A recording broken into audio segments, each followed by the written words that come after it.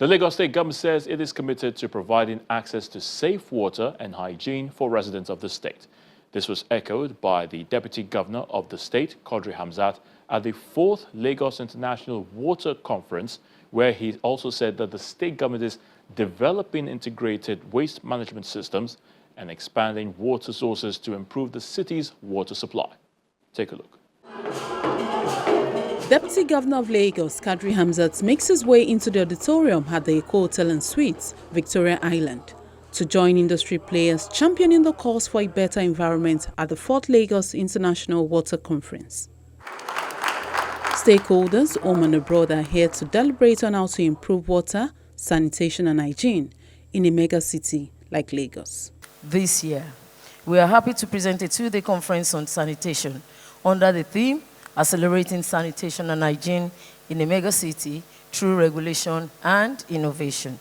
Our goal is to highlight and unravel the dimensions and intricacies of the challenges of sanitation delivery in Lagos, the fastest growing megacity in Africa, with almost 40% of Lagosians not having access to decent toilets.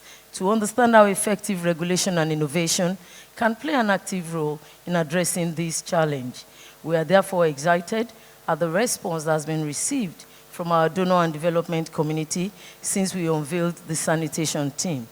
According to the World Health Organization, safe water, sanitation, and hygiene are not only preconditions to good health, but they also contribute to livelihoods, school attendance, and dignity as they help to create resilient communities living in healthy environments.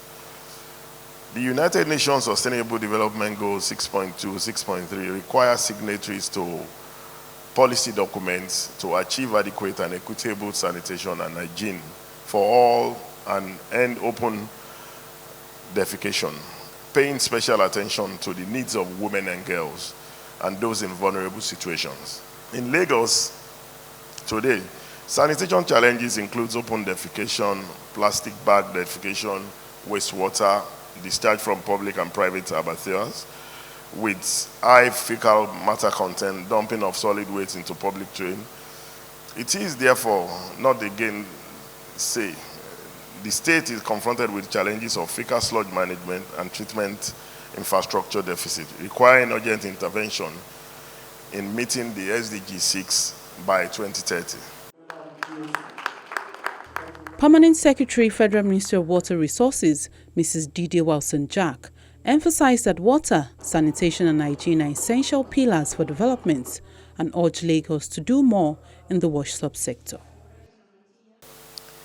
Lagos has demonstrated commendable progress in the water sector with notable achievements in infrastructure development, policy formulation, and innovative solutions. However, we recognize that there is still work to be done, particularly in ensuring that every individual in the megacity has access to safe water and adequate sanitation facilities.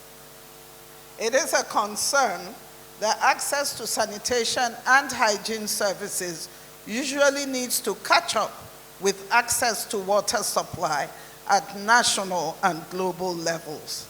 According to the 2021 WASH Norm report of the ministry, access to essential water supply, sanitation, and hygiene services in Nigeria was estimated at 67%, 46%, and 17%, respectively. WASH services have been established as fundamental for economic and social development. Being a cross-cutting issue, it also impacts different sectors, including health, education, and the economy. Achieving the WASH targets under SDG 6 in Nigeria is therefore critical. Africa Development Bank highlights lack of access to drinking water and possible ways to resolve the issue.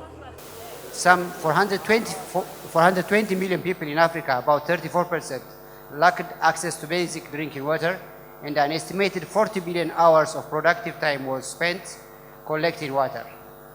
780 million people, about 58%, didn't have access to basic sanitation, while 839 million lacked basic hygiene services, contributing to Africa's disease burden. Our experience at the bank reaffirmed the importance of creating an enabling environment in attracting private finance in the water and sanitation sector. I will mention some of the key factors that contribute to an enabling environment for private finance in the water and sanitation sector. This includes need for a clear policy and a regulatory framework, promoting public-private partnerships. Strong legal and contractual frameworks are essential to protect the rights and the obligations of both public and private entities, and promoting blended finance to enhance financial viability of water and sanitation projects is crucial to attracting private finance. The bank has committed to invest by 2030 an estimated $12 billion in the water sector from both its sovereign and non-sovereign windows. This will provide an additional 100 million people with access to improved water and sanitation service. However, the bank's contribution and the collective efforts to mobilize resources to close the financing gap can only succeed if we are able to identify and address the barriers to effective mobilization of private capital. The Deputy Governor also speaks on what the government is doing to provide access to clean water. Since the inception of the Lewa Conference in the year 2020, we have sought to reposition water governance and regulatory dispensation in the state, improve water security and investment opportunity. Our commitment is in line with this administration goal of improving access to clean water and sanitation. Our administration is committed to providing easy access to safe water and hygiene, of course, not just because it is expected of us, but because we know that it is fundamental to human survival. And as a matter of fact, it's a right, and it falls within our welfare policy for the state. It is also one of the index that is used and are judged for livability of any city. And as such, it is also one of the targets of the Sustainable Development Goal, I think Target 6, which in turn announce our utmost readiness for local and international investment. Our commitment to improving access to clean water and sanitation is hinged on 4 initiatives, which include provision of public toilets and bathrooms to reduce the number of public defecation in each local government or local development council of our state, construction of community wastewater treatments, developing an integrated wastewater management system, expanding and protecting water sources to improve the city water supply. No doubt, partnership among government and stakeholders is needed to develop innovative strategies that would help Lagos overcome sanitation issues and provide access to potable water for all.